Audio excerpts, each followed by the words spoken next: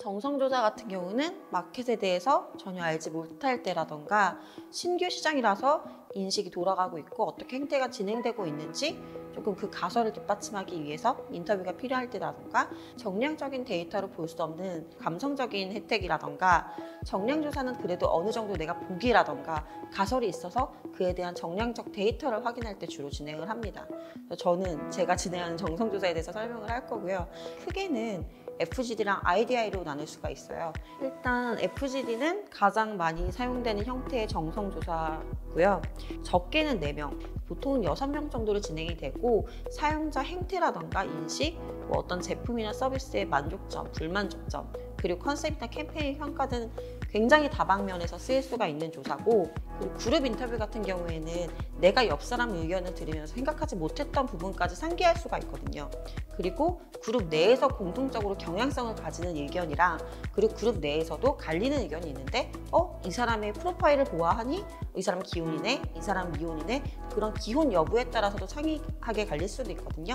그런 걸 한 번에 그래도 조금 같이 경향성을 볼 수 있다는 장점이 있고, 통상적으로 2시간 정도가 진행이 돼요. 그리고 두 번째로 이제 많이 사용되는 조사가 IDI인데, IDI는 그냥 1대1 인터뷰라고 생각하시면 되거든요.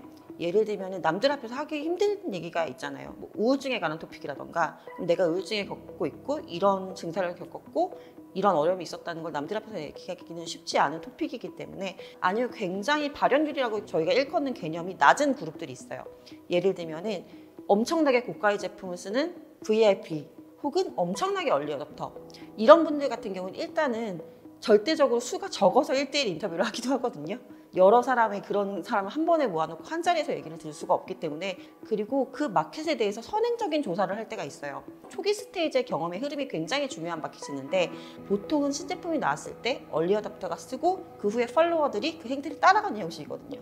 소구할 때 어떤 포인트에서 소구하고 어떤 행태를 가지고 어떤 흐름으로 이제 그 구매 여정이 이루어지는가를 보려면 이 얼리 어댑터들 혹은 굉장히 앞서 나가는 사람들, 소수의 사람들의 의견을 먼저 청취해야 되거든요. 이럴 경우에는 경험이나 회상 위주로 인터뷰가 흘러가게 돼요. 그렇게 되면 당연히 1대1이 낫겠죠.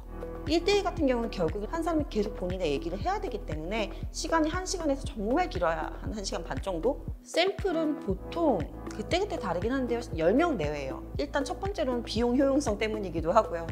근데 만약에 내가 보고 싶은 그룹 구성분이 굉장히 다양하다면 당연히 샘플은 늘어나겠죠.